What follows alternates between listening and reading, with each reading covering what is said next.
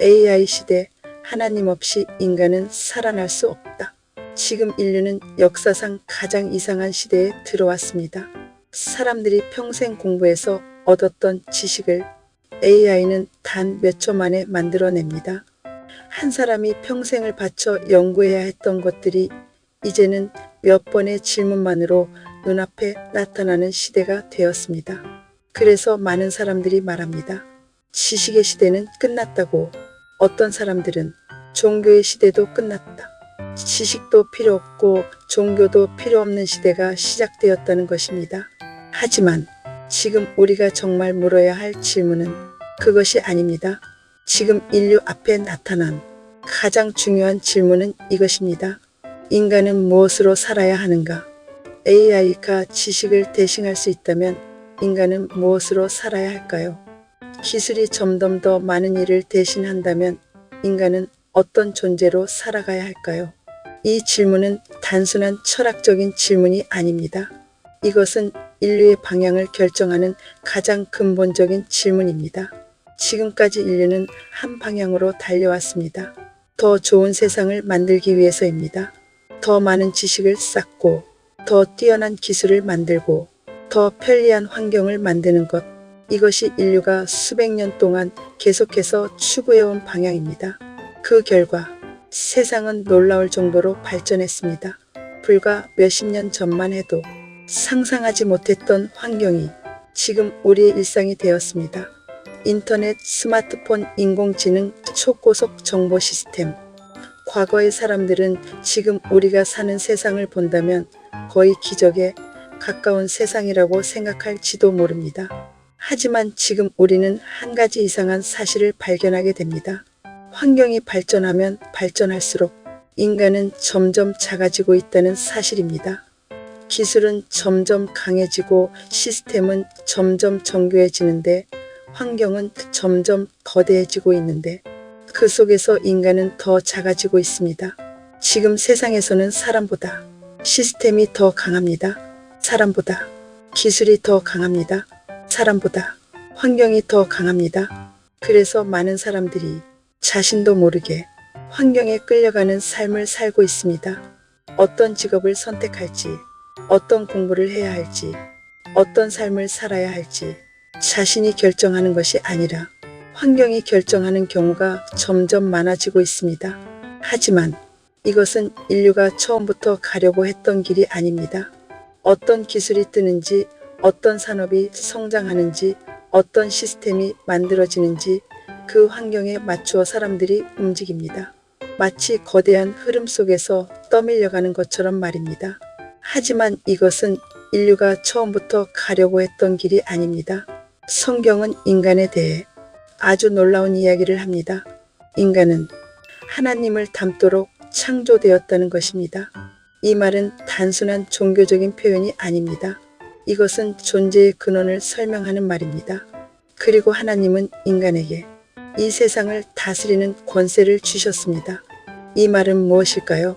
원래 인간은 환경에 끌려가는 존재가 아니라 환경을 다스리는 존재로 창조되었다는 뜻입니다. 환경의 노예가 아니라 환경의 주인으로 창조되었다는 것입니다. 하지만 지금 인류는 완전히 반대 방향으로 가고 있습니다. 환경이 인간을 지배하는 시대가 된 것입니다. 기술이 인간을 끌고 가고 시스템이 인간을 움직이고 환경이 인간을 결정하는 시대입니다. 인간이 환경을 다스리는 것이 아니라 환경이 인간을 다스리는 시대입니다. 더 안타까운 사실이 있습니다. 하나님을 믿는 사람들조차 같은 길을 걸어왔다는 것입니다. 하나님을 닮는 삶보다 어떻게 하면 더 잘 살까? 어떻게 하면 환경이 좋아질까? 어떻게 하면 성공할까? 이것을 중심으로 하나님을 믿고 살아왔습니다. 그래서 결국 교회 안에서도 환경 중심의 삶이 계속 반복되었습니다. 신앙이 인간을 변화시키는 것이 아니라 환경을 더 좋게 만드는 도구가 되어버린 것입니다. 하지만 하나님이 원하시는 길은 전혀 다른 길입니다. 환경이 중심이 되는 길이 아니라 인간이 중심이 되는 길, 환경에 끌려가는 인간이 아니라 환경을 다스리는 인간입니다. 하지만 이 길은 인간이 스스로 만들어낼 수 있는 길이 아닙니다. 그 길은 하나님의 자녀가 되는 길입니다. 하나님의 자녀가 된 인간은 환경에 끌려다니지 않습니다. 환경을 두려워하지도 않습니다. 왜냐하면 그 사람의 기준은 환경이 아니라 하나님 즉 예수 그리스도의 거듭남의 영으로 들어가는 것이기 때문입니다. 환경이 좋아도 흔들리지 않고 환경이 어려워도 무너지지 않습니다. 왜냐하면 그 사람의 중심이 환경이 아니라 하나님 예수 그리스도의 거듭남의 영이기 때문입니다. 그래서 하나님은 처음부터 인간에게 이 세상을 다스리는 권세를 주셨습니다. 하지만 그 권세는 아무에게나 주어진 것이 아닙니다. 하나님의 자녀에게 주어진 권세입니다. 그래서 지금 우리가 해야 할 일은 AI 시대를 준비하는 것이 먼저가 아닙니다. 더 좋은 환경을 만드는 것이 먼저도 아닙니다. 가장 먼저 해야 할 질문은 이것입니다. 인간은 어떤 존재가 되어야 하는가? 그리고 지금까지 우리가 걸어온 길 가운데 잘못된 길이 있다면 날마다 그 길을 하나씩 바로잡아야 합니다. 그 길이 그리스도의 거듭남의 영으로 들어가는 길입니다. 지금 세상은 환경이 인간을 지배하는 방향으로 가고 있습니다. 하지만 하나님이 인간에게 원하셨던 길은 그 길이 아닙니다.